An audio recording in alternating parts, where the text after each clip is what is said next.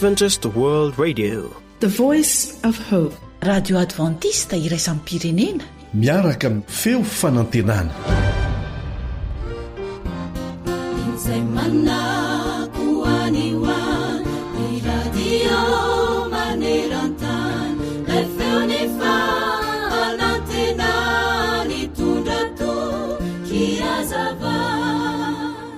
Ry mpiaino ajaina, mety tsy fantatrao sy tsy azonao an-tsaina ny antony mahatonga ny toe-javatra iray miseho eo amin'ny fiainanao amin'izao fotoana izao, kanefa mampahery anao zahay anio mba hitraka hatrany. Ninonina mitranga eo amin'ny fiainanao dia tsaroa fa miasa eo amin'ny fiainanao mandrakariva ilay Andriamanitra ao an-danitra ao.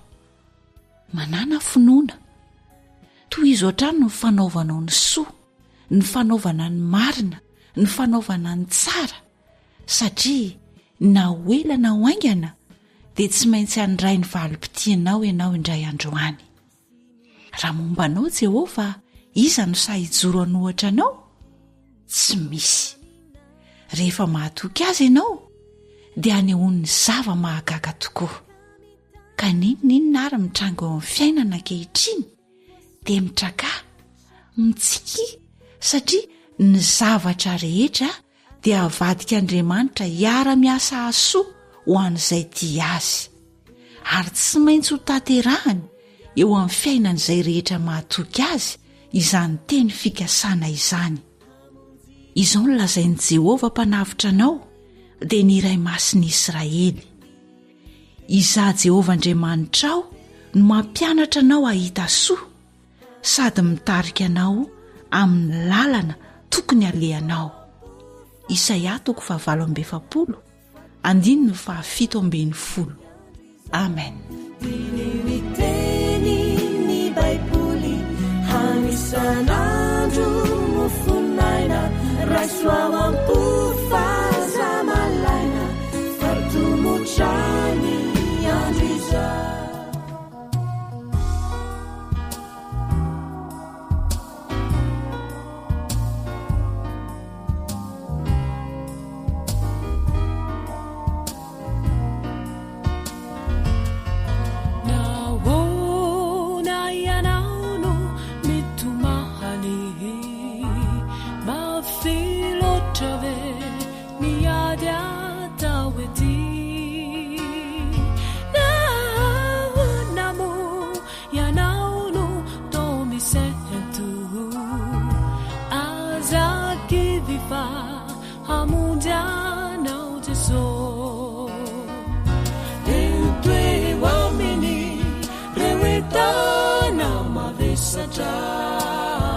Viziane male mifanay simba miavuna wapu hapetrawewa minikureu debi zay mahazanao famura fanay tianao Jesu ente wamini rewetana mavesatra Viziane male mifanay simba miavuna wapu hapetrawewa minikureu debi zay mahazanao famura fanay tianao Jesu. Tarika lalao.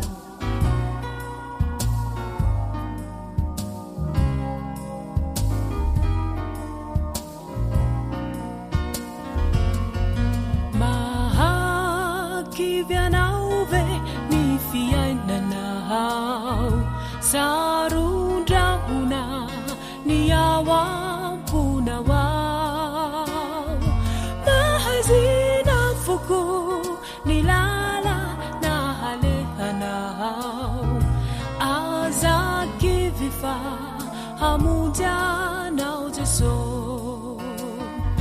entwe wamini rewetana mavesatra Viziane male mifanay tsy mba miavona apo apetraoewa minikoreo tebiteby zay mahazo anao fa morafanay tianao Jesu etoeo aminy reoetana mavesatra vizyane male mifanay tsy mba miavona apo apetraoewa minikoreo tebiteby zay mahazo anao fa morafanay tianao Jesu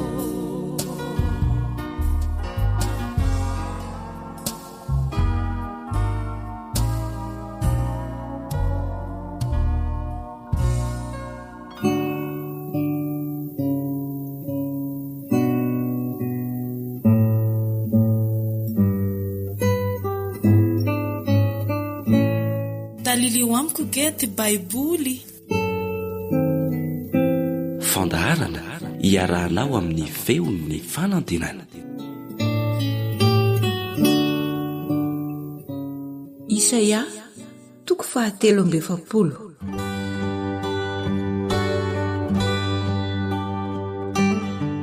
fa ankehitriny ry Jakobo izao no lazain'i Jehova izay nahary anao sady namorona anao ry Israely io aza matahotra ianao fa efa nanavitra anao efa niantso ny anaranao ianao raha mita ny rano ianao dia ombanao ary raha mita ny ony ianao dia tsy hanavitra anao izy raha mandeha mamaky ny afo ianao dia tsy ho may ary tsy hirehetra aminao ny lelafo fa izaho Jehova no Andriamanitrao dia ny iray masin'i Israely mpamonjy anao omeko avitra ao Egipta ary Etiopia sy Seba ho solonao satria malala eo masoko ianao eny be voninahitra ianao sady tiako dia olona no omeko ho solonao ary firenena ho solon'ny ainao aza matahotra fa momba anao hitondra ny taranaka avy any antsinanana ary avy any andrefana no hanangonako anao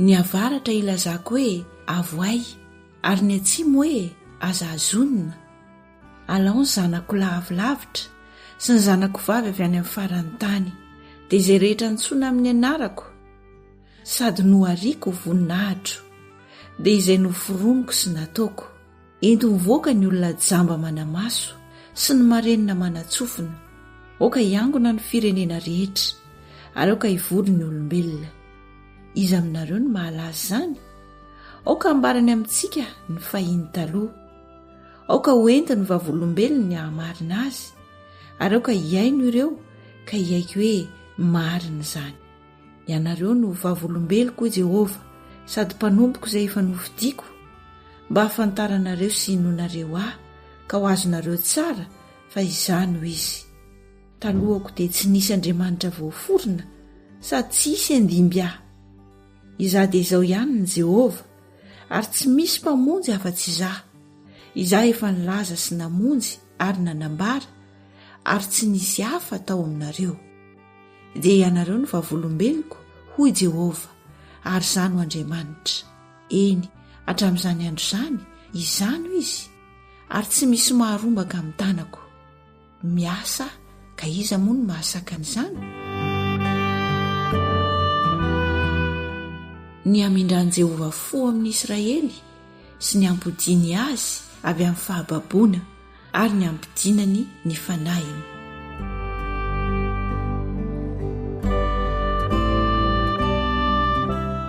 izao no lazain'i Jehova mpanavitra anareo dia ny iray masin'i Israely noho ny aminareo no nanirahako tany Babilôna ary ampidiniko izy rehetra mba amin'ny Kaldianina ho mpandositra ho any amin'ny sambo izay efa nifaliany izany Jehova iray masinareo mpamorona ny Israely sady mpanjakanareo izao no lazain'i Jehova izay manao lalana eny amin'ny ranomasina sy lalan-kale eny amin'ny rano manonja izay mamoaka ny kalesy sy ny soavaly ny miaramila sy ny lehilahy mahery miara-mandry avokoa izy ka tsy hiarina intsony mitsilopolopy izy ka dia maty toy ny jiro aza matsiaro ny lasa na misaina ny taloha. Indro izahay efa hanao zava-baovao, ko ankehitriny dia efa miposaka izany. Tsy ahalala izany va ianareo? Eny, anenefitra no anaovako lalana ary any amin'ny tany lao no asiako hony. Dia anome voninahitra ny bibidia sy ny ambodia ary ny ositritra, satria manisy rano anenefitra sy hony any amin'ny tany lao aho. Ampisotroana ny oloko dia ilay voafidiko, izao olona noforonoko ahy izao no anambara ny fiderana ahy. Nefa za tsy mba natsoinao ry Jakoba, fa sasatra amiko ianao ry Israely. Tsy nitondranao ny zanak'ondry fanatitra dorana, nanomenao voninahitra tamin'ny fanatitra aho. Tsy nampahavesatra anao tamin'ny fanatitra, na nanasatra anao tamin'ny didikazo manopofona. Tsy nandovolana mety veromanitra ho ahy ianao, na nahavoky ahy tamin'ny saboran'ny fanatitra aho. Fa nampavesatra tamin'ny fahotana kosa ianao, sy nanasatra ahy tamin'ny elokao. Izao dia izao no namono ny fahadisoanao noho ny amin'ny tenako, ary tsy ho tsarovako ny fahotanao. Ampahatsiarovy aho, ka visika ifandahatra, alaharo ary ny teninao, mba hahitan'izay mahamarina anao. Ny razambenao voalohany indrindra dia efa nanota, ary ireny mpanalalana aminao efa niodina tamiko. Koa izany nanaovako ny mpanapaka masina ho tsy masina, sy nanolorako an'i Jakoba ho fandringanana ary Israely ho latsa.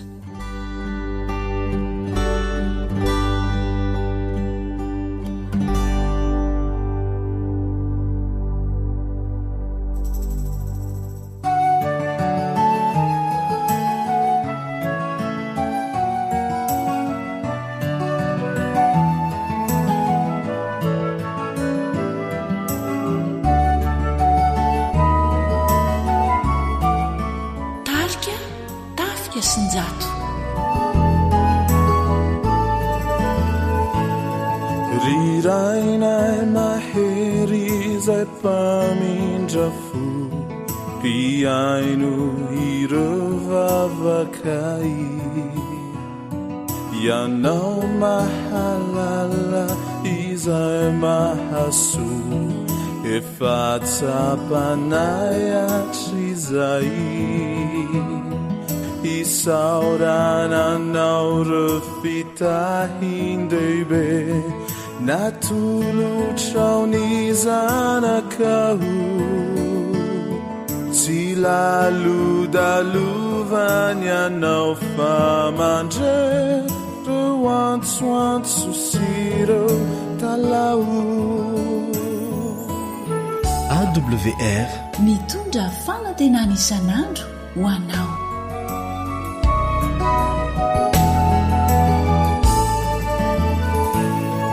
Panamelani elukaikyo ianao, tsy nanisy reny uta. Nomenao anaikyo Jesosy zanakao, nanafaka nando nitrosa.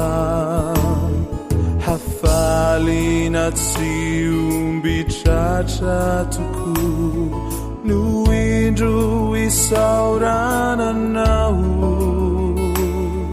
Ireo lasa ratsy tsy tiako ifo, de indro efa rofafanao.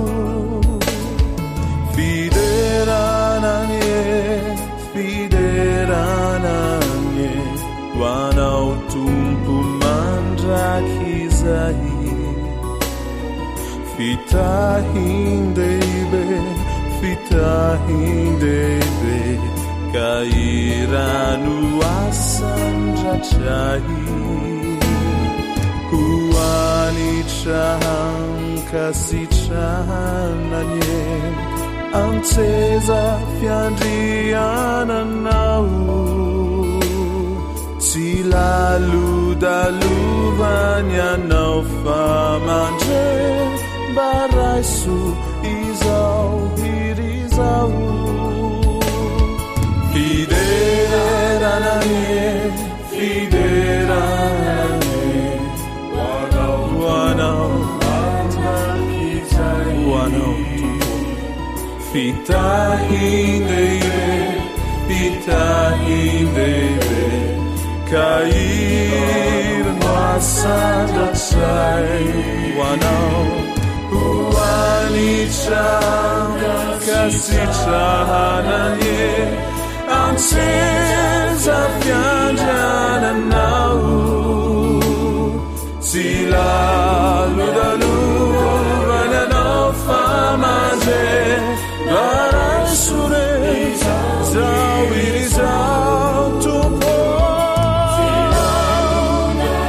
heluni vavaka barasu kankasitra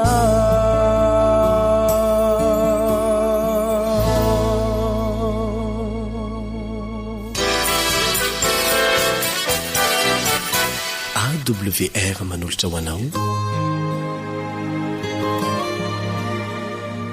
ilay feo fanantenana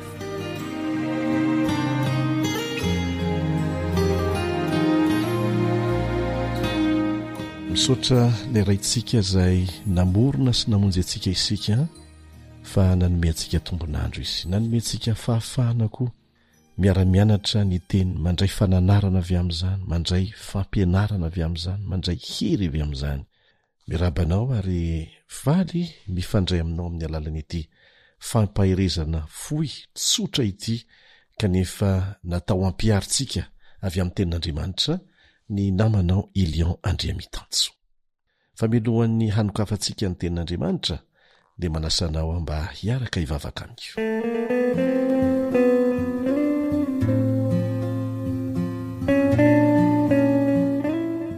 Rainay izay ny an-danitra ny voninahitra rehetra ny eo anao ampianary izay tsy hakan'izany na hanombona amin'izany na kely aza satria tsy sahaza anay izany hanimba anay izany fa misaotra anao izay no ny fahasoavana ny famindrabo-tsy hitapaka ataonao aminay ampio izay hay anararoatra an'izany atonga anay eo amin'ny fibebahana marina anana fifandraisana ety tsy misy elanelana aminao raha hianatra izahay hanohy ny fiarah-mianatra izay efa natao tany aloha dia mangataka anao izay mba androtsaka ny fanahinao masina ary ampianatra anay ampifantoka anay ary indrindra hanampy anay amin'ny fampiarana izay ny anaranay satria fantatray fa tsinotsinona izay fahalalana azonay raha tsy nampiarina teo amin'ny fiainanay ka dia mino izay fa hanampy anay ianao noho ny amin'ny anaran'i Jesosy sokinay. Amen.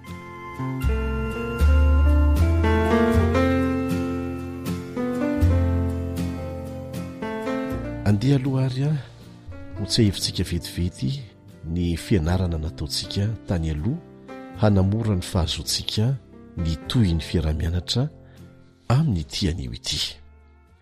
Ny anarantsika teto ny mazava-dehibe ny fitenenana ary rehefa nianatra ny tenin'Andriamanitra isika namaky dia Jesosy mihitsy no nanazava fa ny teny izay avoaka ny vavantsika dia avy amin'ny fo. Hitantsika izany ao amin'ny Matio 5:17 sy ny 17. Matio 5:17 sy ny 17. Jesosy mihitsy no manazava eto fa izay mivoaka avy amin'ny vava dia avy amin'ny fo. Ka izany no maloto ny olona fa avy amin'ny fo no ivoahan'ny saindratsy.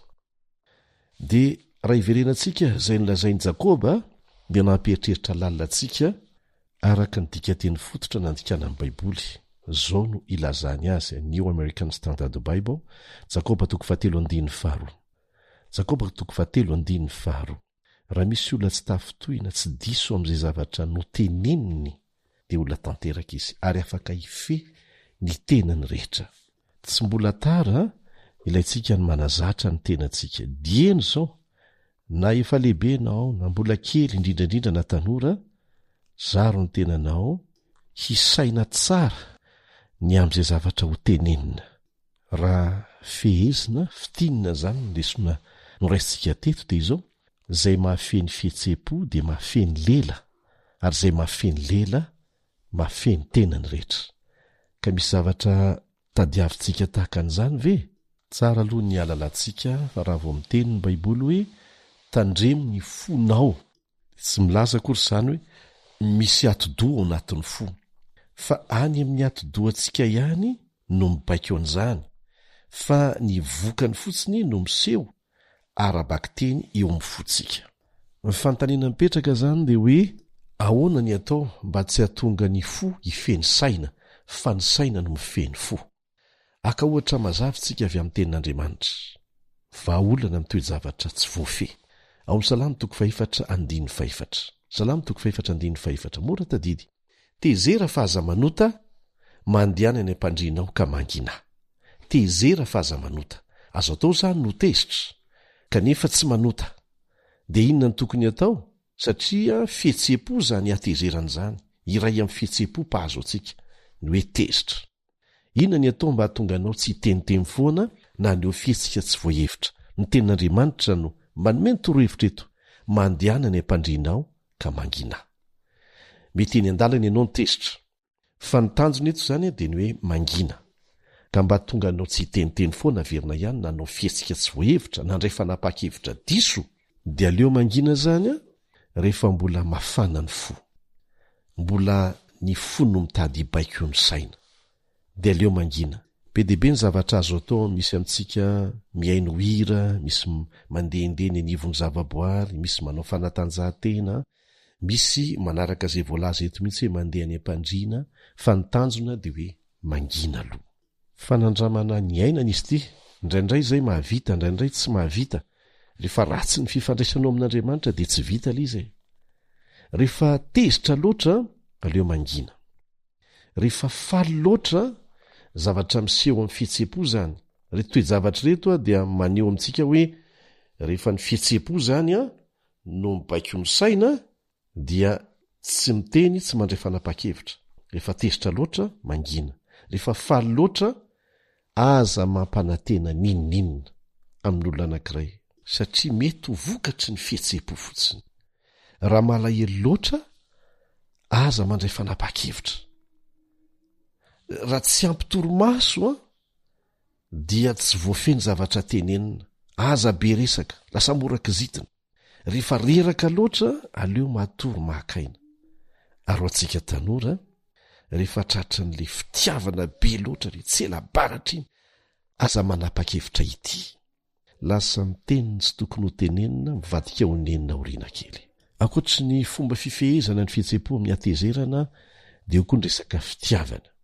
Tandremo ny fitiavana tsy fehezin'ny saina.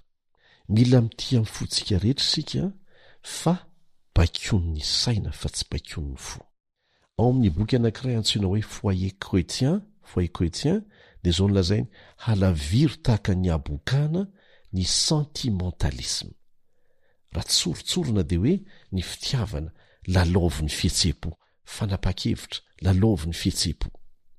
Tsy maintsy latsaka amin'ny fahatsoam-panantenana lalina izay manaiky an'izany hanjaka eo amin'ny fomba hitiavan'ny hafa, raha ny fitiavana nresantsika ohatra eto.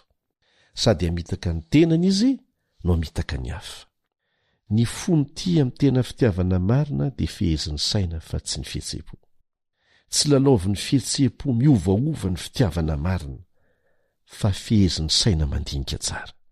Ka aza mandray fanapa-kevitra, hiteny zany na hitiana ny eo fihetsika, raha mbola ao anatin'ny fo mafana, satria lasa fanapa-kevitra tsy voafeny saina mandinika no raisinao. Averimberina tsara izay. Ary tsy maintsy hiteraka olana ho anao zany sy ho an'ny hafa na ho elana ho aingana. Zava-dehibe izay indrindra fa ho antsika tanora. Ny fitiavana dia tsy fihetseham-po jamba.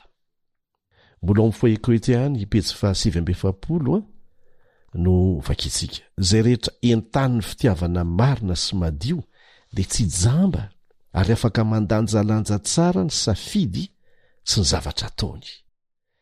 Ka tsy afaka handanjalanja tsara ny safidy sy ny zavatra ataonao ianao raha toka jamba. Jamba satria maninona? Entan'ny fihetseham-po fotsiny, fa tsy afaka miasa ny saina. Ny fitiavana marina dia mitiany olona anankiray amin'ny maizy azy manontolo, fa tsy amin'ny ampahany fotsiny le tanora zanaka sy zandry izany. Mity amin'ny fitiavana sahaza, dikan'izay dia hoe fantatrao tsara maizy azy manontolo ve le olona. Ilaina ny tsara bika, tsara tare, saingy hoy ny fiteny malaza amin'izao fotoana izao hoe mijanona ho karoseri fotsiny izany, pokaty ihany raha ratsy ny ao anatiny. Noho izany a, ny maizy azy manontolo mihitsy mila fantarinao vao afaka mity azy ianao, kanefa tsy afaka manao an'izany ianao raha mifihetseham-po fotsiny. Ny fihetseham-ponao mety miteny hoe tiako be ianao, tsy asiana hoe nahoana, fa ny saina mandinika miteny hoe saino tsara aloha, lanjalanjao ny mety ho vokany. Fantaro tsara izy, sao dia ho namana ny mampety azy fa tsy ho vady. Mety ho lasa namanao mandrakizay ny olona anankiray, fa raha vadinao dia mety olana ho anao mandrakizay. Raha fitinana zany izay leson'izay a dia izao, raha vitanao zany miafy kely a, miato kely a, miandry kely a, mandinika izay mety ho vokatry ny teny na fihetsika natosiky ny fihetseham-ponao, dia ho be dehibe ny olana ho voasoroka mialoha. Ary ny tanjon'le fiandrasana kely a, miato kely a, mangina, mitady fahanginana, tezera fa za manota mandehana ny ampandrinao ka mangina, dia amin'le teny vahiny hoe prise de conscience. Ny tanjona dia ny fanaovana izay ampiverina ny saina hibaiko, hifeny fihetseham-po, izay natosiky ny filana anaty fotsiny. Tadidio fa Andriamanitra dia mifandray amintsika amin'ny alalan'ny ati-dohantsika, tsy amin'ny alalan'ny tanana, tsy amin'ny alalan'ny fotsika, tsy amin'ny alalan'ny tongotra, tsy amin'ny alalan'ny rantsana hafa eo amin'ny vatantsika, fa amin'ny alalan'ny ati-dohantsika. Zay ny mahatonga ny Satana miezaka hanapotika atsika, miainga avy any amin'ny ati-doha mihitsy.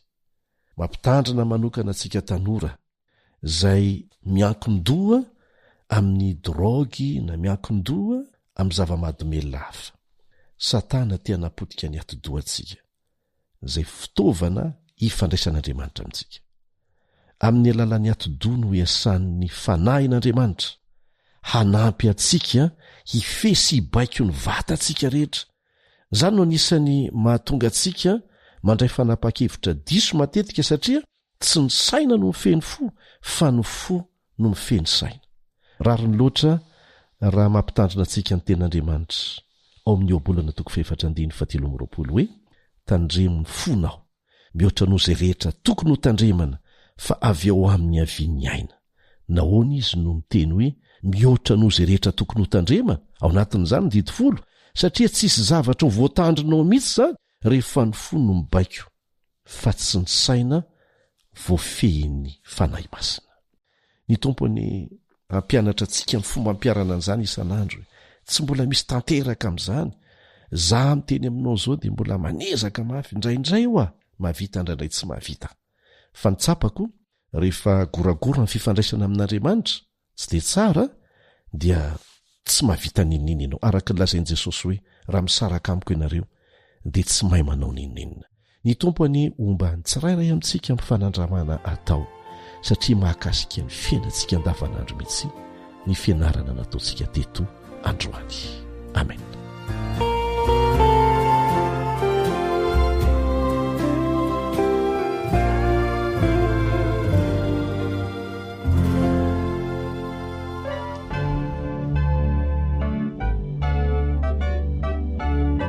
Dark Dany Robelson. Anginao, angina ny foko, fa miandry izay sitrakao, ny tiko ny mahamiko afokio, fa nianao no mba tanterao, ekeko zay atolotrao,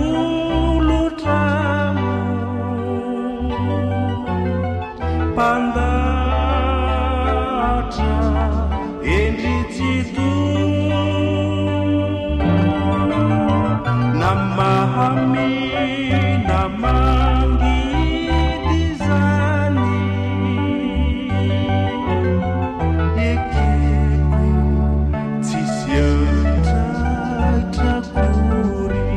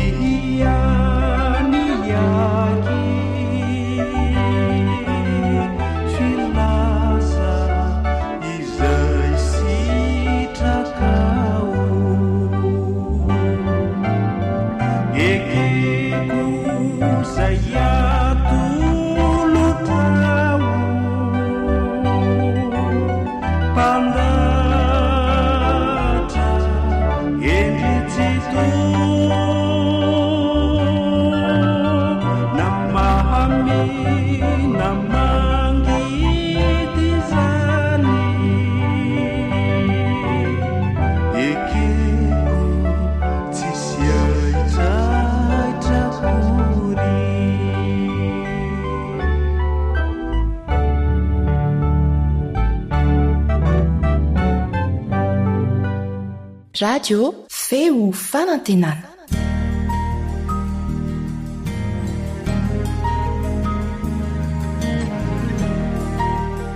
Voasoratra hoe voasoratra hoe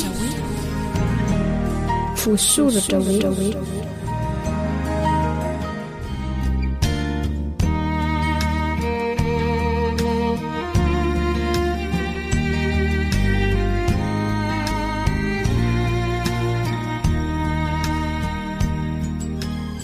manaraka hatramin'ny radio adventiste maneran-tany ianao miaraba tompoko lahy finaritra tompoko vavy ny fandaharana voasoratra hoe no arahanao izao koa dia ansaina mpitiavana ianao mba hanaraka izany fandaharana izany hatramin'ny farany.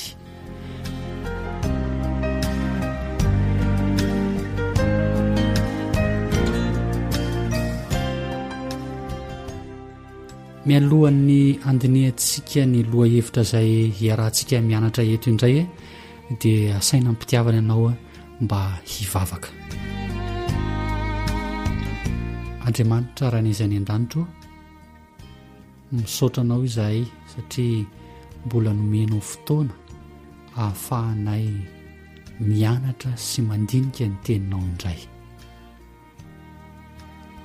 Andriamanitra mamelay ianao ny heloka sy ny fahadisoanay ary mangataka kosa izahay mba hotoloranao ny fanahinao masina ka ny teny rehetra izay hovakiana eto ho enaranay eto dia mba ho avy amin'izany fanahinao izany hitoetra ao anatinay izany teny izany mba hamelombelona ny fanahinay ary koa ho ampiarinay eo amin'ny fiainanay.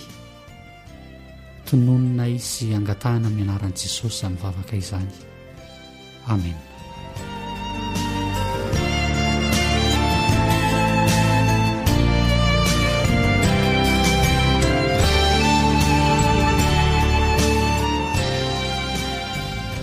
Teny faminaniana mikasika an'i Jesosy Kristy. Izay indray zany no loha hevitra lehibe iarahantsika mianatra eto amin'ity fandarana voasoratra ho ity.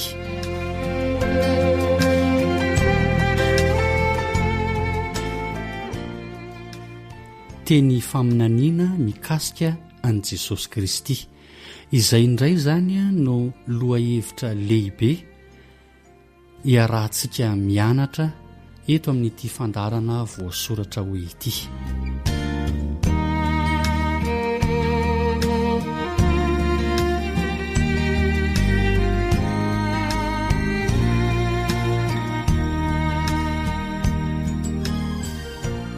Ny teny faminaniana mikasika an'i Jesosy Kristy dia efa voalaza Mosesy mialoha. I Mosesy zany dia efa nilaza mialoha mikasika an'izay faminaniana an'i Jesosy Kristy izay. Nilaza Mosesy fa izy mpaminany ho atsangan'Andriamanitra. Izy ary no natsangan'Andriamanitra araka izay voalaza Mosesy izay. Ny tenin'Andriamanitra no andeha ho entintsika mamaly izany fanontaniana izany araka izay voasoratra ao amin'ny Deutéronomie 7:20 andininy 5:20. Deutéronomie 7:20 andininy 5:20. Zao mivakin'izany teny izany: mpaminany avy ao aminao dia avy ao amin'ny rahalahinao, tahaka no ahatsangany Jehovah Andriamanitra ao ho anao, izy no hoenonareo. Izay ilay fanambarana. Raha ny fipetra manokana sy feno tombontsoa nanaovan'i Mosesy ny asan'ny mpaminany no heverina, dia Jesosy rery no mpaminany tahaka azy. Andenge hovakiantsika izay voasoratra ao amin'ny Deutéronomie 4:30 ka ny 10:10 hoe Deutéronomie 4:30 andininy 10. Ary tsy nisy mpaminany intsony niseho teo amin'ny Israely tahaka ny Mosesy, izay fantatry Jehovah ny fanatrika. Izay no voalaza tao amin'io andininy io. andeha ho jerentsika ihany koa izay voasoratra ao amin'ny nomeria toko 2 andininy 9 ka hatramin'ny 15 nomeria toko 2 andininy 9 ka hatramin'ny 15 dia hoy izy: mba mienoy ny teniko, raha misy mpaminan'ny Jehova eo aminareo dia amin'ny fahitana no sehoko aminy ary amin'ny nofy no hitenenako aminy, fa tsy toy izany kosa Mosesy mpanompoko izay mahatoky amin'ny tranoko rehetra. Ny fanatrika no hitenenako aminy dia amin'ny fahitana fa tsy amin'ny teny sarim-pantarina, ary mijery ny endrika Jehova izy. Ka nahoany ianareo no tsy natahotra hanome tsiny any Mosesy mpanompoko? Ny apôstôly Petera dia nahita faminaniana izay nataon'ny Mosesy mikasika ny filazana an' Jesosy Kristy. Andininina ao amin'ny Baiboly ireny manam-pirofo an'izay. Andeha hoe raha antsika mijery izay voasoratra ao amin'ny asan'ny apôstôly toko 7 andininy 12 ka hatramin'ny 14. Asan'ny apôstôly toko 7 ny andininy 12 ka hatramin'ny andininy 14.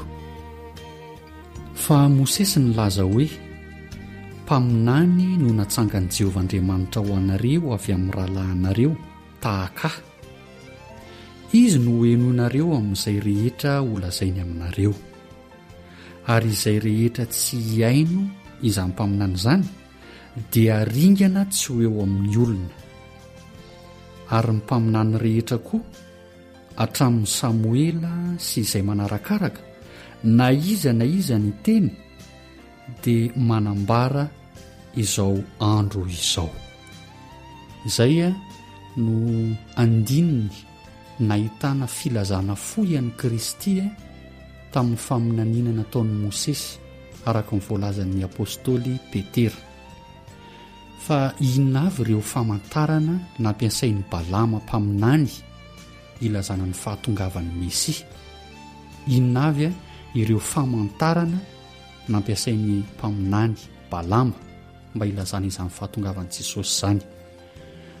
Hitako izy Jesosy izany no resana eto, nefa tsy ankehitriny. Hitako izy nefa tsy akaiky. Misy kintana miseho avy amin'ny Jakoba sy te-hipanjakana miposaka avy amin'ny Israely.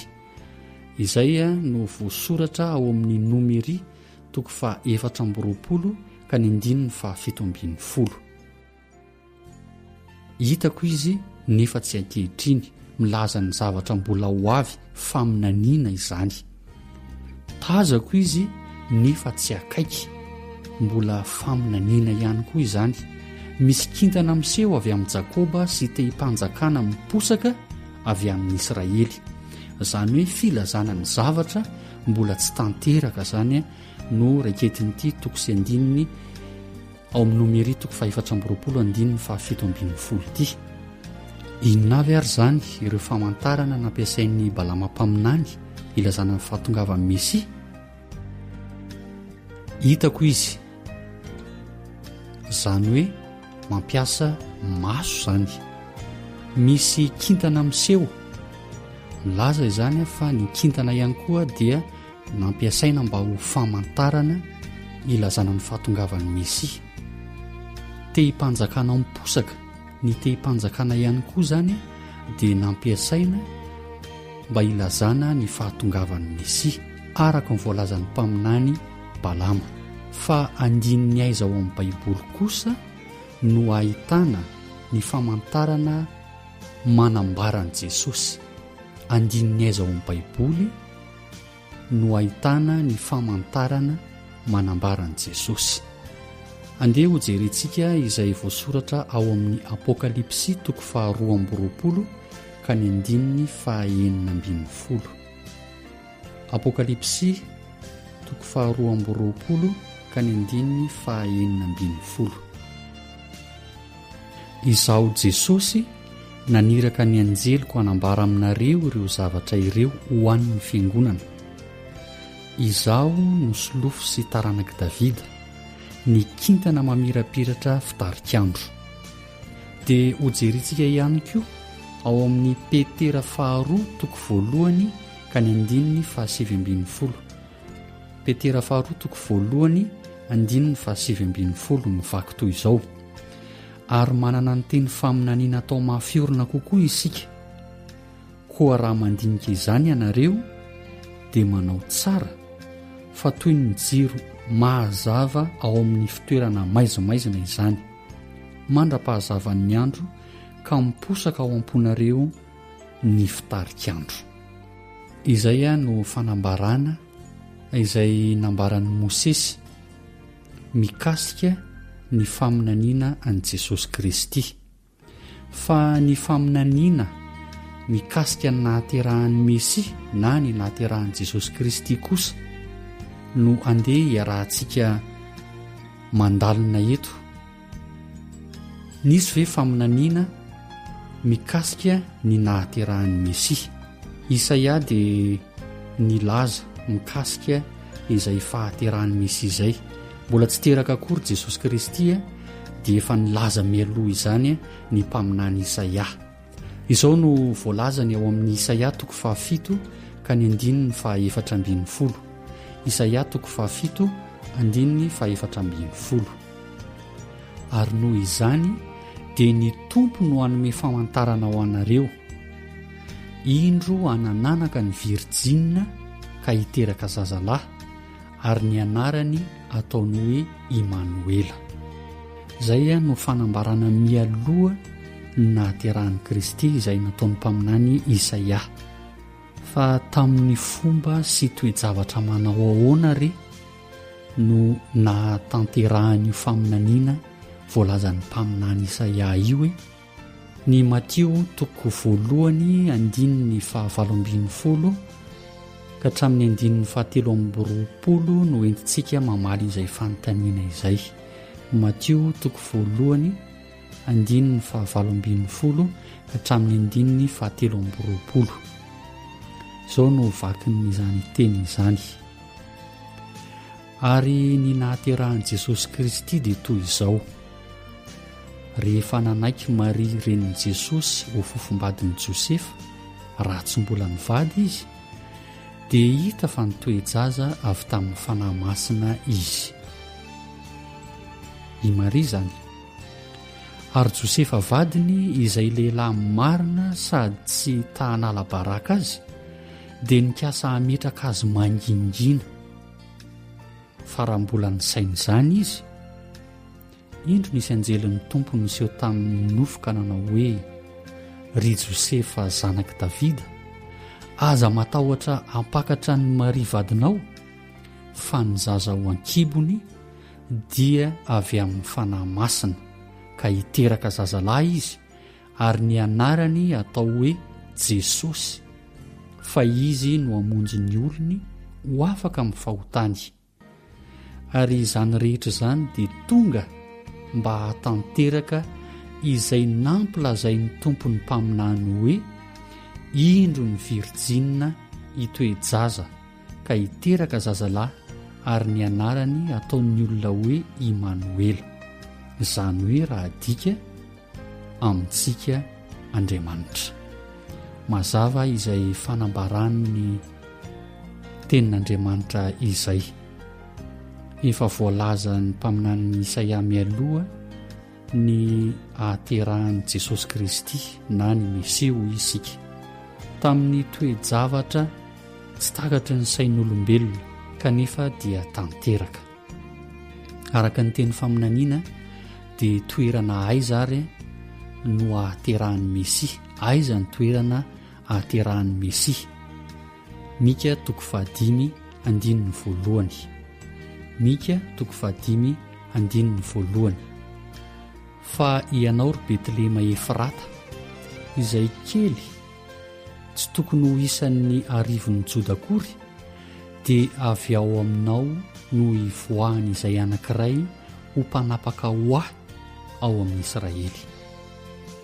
Eo amin'ny faritany misy ny fokony Zebolona avaratry Palestina dia misy vohitra kely anankiray hafa atao hoe betlehema, ka mba tsy hisian'ny fifangaron'ny anarana amin'ny toerana haterahan'ny misy izany a, dia nolazai ny teny eo amin'ny baiboly mazava tsara hoe betlehema efrata, ilay vohitra kely miorina eo atsimon'i Jerosalema any Jodia, ao amin'ny faritanin'ny Joda, izay no toerana ahaterahan'ny Mesia. Taiza zany ny toerana voalaza fa ahaterahan'ny Mesia? Betlehema efrata, tao Betlehema efrata. Rehefa teraka Jesosy tao Betlehema ny Jodia tamin'ny andron'ny Herôda mpanjaka, indreo nisy magy avy tany antsinanana tonga tany Jerosalema. Izay no voasoratra ao amin'ny Matio 2:1. Matio 2:1. Rehefa teraka Jesosy tao Betlehema ny Jodia, mbola manamafy izany fa tao Betlehema ny Jodia no nahaterahan'i Jesosy Kristy.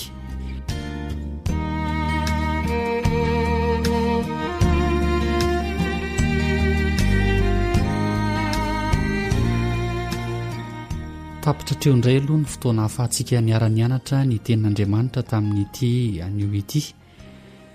Raha sitrapon'Andriamanitra dia mbola miaraka mianatra ny tenin'Andriamanitra etsika amin'ny manaraka, mametraka ny veloma mandrapitafa tompoko lahy sy tompoko vavy.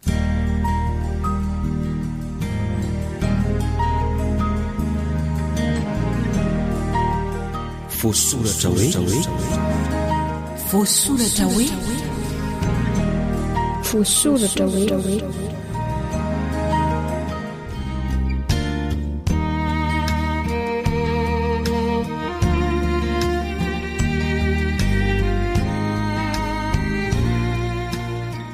AWR téléphone 034 06 797 62 033 84 313 37.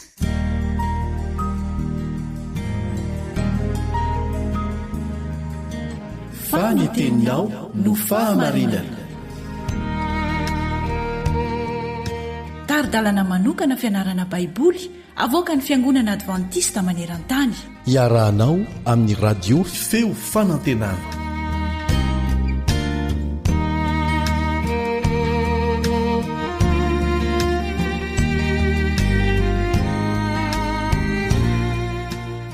Misy manantena fa liana fatratra ianao anaraka ny toy ny fianarana soratra masina izay iarahantsika eto. Miarabanao amin'ny anaran'i Jesosy ny namanao Risarandrianjatovo ary manonona ny fiadanany ho aminao sy ny ankonanao. Lesona vaovao no ianarantsika mitondra ny lohateny hoe ny ray, ny zanaka ary ny fanahy.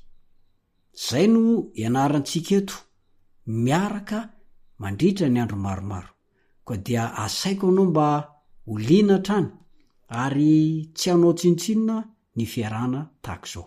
Mialohan izany nefa dia tsara isika raha mba mametraka izao fiarana izao ho amin'Andriamanitra. Ivavaka isika.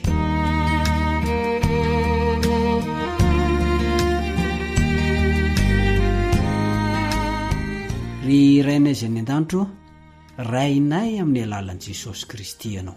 Indro izay hoentanatrehanao mitondra izao antom-bavaka izao. Andinika izay voalazan'ny teninao zay ary engany ianao amela ny fahadisoanay satria amin'ny maha-olombelona tsy tanteraka anay dia tsy ho fantatray na ovinanao vina izany. Noho izany omeo anay ny fanahinao masina, mampianatra anay, anoro lalana anay, anitsy anay, hanome anay ny fahazavan-tsaina avy amin'izany fanahinao zany. Ary meteza anao hanokatra mifonjy mandre ary hanomana sady izany mba ho tany tsara haneriany teninao. Amin'ny anaran'i Jesosy no angatana izany. Amen.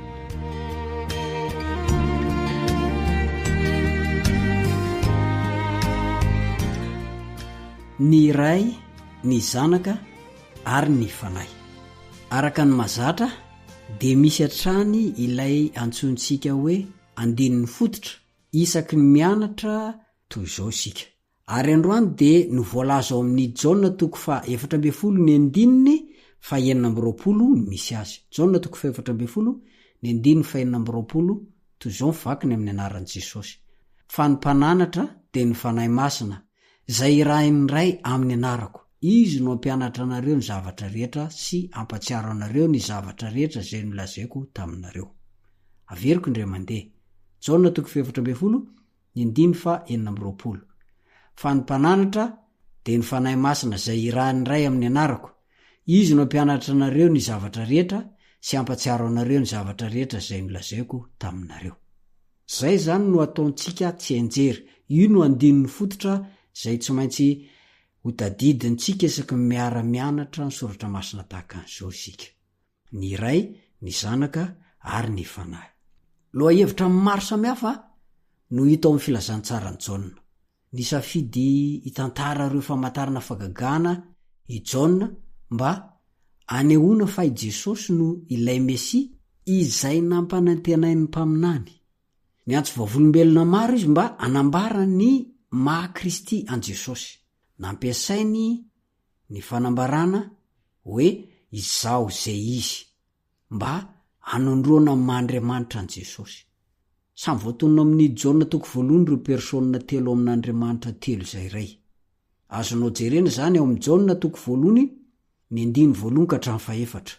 Jaona 1 ny 1 ka hatramin'ny 4. Dia mbola azonao jerena ihany koa zany ao amin'ny 14:20, ny 19:20 ary ny 19:30 ka hatramin'ny 4:30. Nandritra ny taonjato maro no niezan'ny olombelona nanakatra ny amin'ny fahafenony ny toetran'Andriamanitra 3 zay iray. Maro anefa no nandahy zany hevitra zany. Noho tsy fahafahantsika matakatra zany amin'ny fahafenony ny antony. Fadalàna tokoa ny fandavana ny zavatra anankiray noho tsy fatakarana izany amin'ny fahafenony. Na koa noho ny tsy fifanarahana zany amin'ny fisainana voafetra amin'ny maha-olombelona. Ambaran'i Jaona tsara fa raha tian'ny olona ray ny atakatra momba an'Andriamanitra dia tsy maintsy mijery an Jesosy izay efa voalaza ao amin'ny teny izy.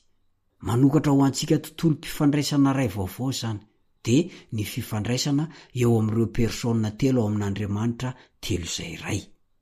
Ary ny fifandraisana eo amin'Andriamanitra 3 zay iray sy ny olombelona ary ny fifandraisan'ny samy olona. Mijery ny fomba anehoan'ny filazantsara ny Jaona, ny Ray sy ny Zanaka ary ny Fanahy masina ity fiarah-mianatra ny soratra masina izay iarahantsika ity. Ary ao anatin'ny tontolo-kevitry ny lahateny ho fanaovan'i Jesosy veloma nefa no hijerentsika an'izany. Satria raisina ho toy ny lahateny fanaovam-beloma nataon'i Jesosy mantsy ny 3:30 ka hatramin'ny 7:70. Zany hoe ny aloha indrindra ny nanomboana azy tamin'ny hazo fijaliana sy ny nitsanganany tamin'ny maty ary ny akarany any an-danitra. Ka ity fiarahantsika mianatra ny soratra masina mandritra ny andro vitsivitsy ity zany dia miresaka ny persona 3 zay iray ao amin'Andriamanitra. Ary indrindra moa ny fomba ifandraisan'i Jesosy ilay persona faharoa amin'ny persona anankiroa hafa. Ny Andriamanitra ray sy Andriamanitra fanahy masina moa ireo persona roa hafa ankoatran'i Jesosy ireo. Miresaka momba ny persona 3 amin'Andriamanitra 3 zay iray ny testamenta vaovao. Otra amin'izany ny tranga nandritra sy tahorinany nanaovana batisan'i Jesosy. Rehefa natao batisa Jesosy dia Jesosy ilay persona faharoa ilay nidina niaraka tamin'i Jaona mba hatao batisa tao anaty rano iny. Ary ny fanahy masina na ilay persona fahatelo no nidina ka nipetraka teo ambonin'i Jesosy rehefa vita batisa izy. Dia ilay Andriamanitra ray na ilay persona voalohany no niantso tamin'ny feo mahery avy any an-danitra nanao hoe ity no zanako malalako izay sitrako. Azonao vakiana izany ao amin'ny Matio 7:70. Matio 7:70. Hitarak'izany ary fa tena persona anankitelo miavaka tsara ny Andriamanitra ny Baiboly. Zany akory dia tsy midika fa hoe raha persona anankitelo miavaka tsara ny Andriamanitra amin'ny Baiboly dia hoe tsy mitovy izy ireo, tsy izay. Samy Andriamanitra ireo, persona anankitelo ireo. Ao amin'ny Jaona toko voalohany ny 1 ka hatramin'ny 7. Jaona toko voalohany ny 1 ka hatramin'ny 7 dia tantarain'i Jaona fa iray ihany Jesosy sy ny Ray. Ary ao amin'ny 12 no nanamariany fa hitany ny persona fatelo, ny fanahy masina izany, zay nahaka niendrika voromialala ka nidina dia nipetraka teo ambonin'i Jesosy. Hitantsika arak'izany fa ny Andriamanitra ny Baiboly na ny Andriamanitra ny Kristianina dia persona telo miavaka tsara.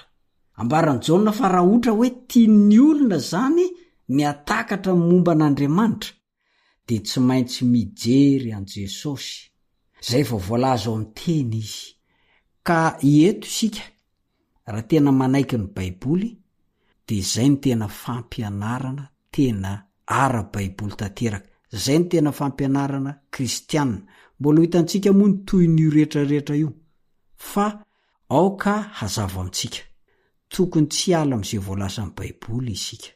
Tokony tsy hanao loha hevitra hafa hifanohitra amin'ny Baiboly isika, fa izay voalaza amin'ny Baiboly ihany no tokony harahintsika. Ohatra amin'izany zao ilay Jesosy natao batisa, raha ny tena ara-Baiboly dia nidina teo aminy fotsiny ny persona fatelo, ny fanahy masina io. Dia nahita ve isika fa niteny tamin'ny fiteny tsy fantatra Jesosy rehefa nidina ny fanahy masina na no feno ny fanahy masina teo? Amin'izao fotoan'izao manko ny olona dia mampianatra fa rehefa mandray ny fanahy masina ho ny olona, rehefa feno ny fanahy masina ho ny olona dia tsy maintsy miteny tsy fantatra. Mampianatra n'izany ve ny Baiboly? Tsia.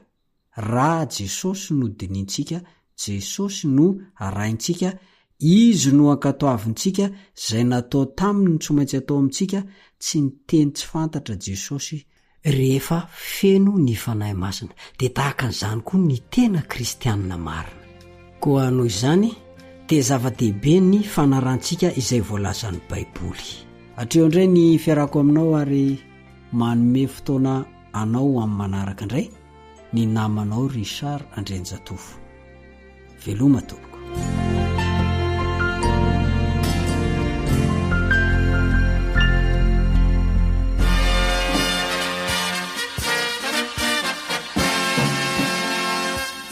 Adventist World Radio, The Voice of Hope. Radio feo fanantenana. Narahanao teo ny fandaharana no vokariny ny feo fanantenana amin'ny teny malagasy, izay azonao averina sy alaina maimaimpoana amin'ny alalan'ny YouTube, Facebook, feo fanantenana. Mirary 420 ora finaritra ho anao ny AWR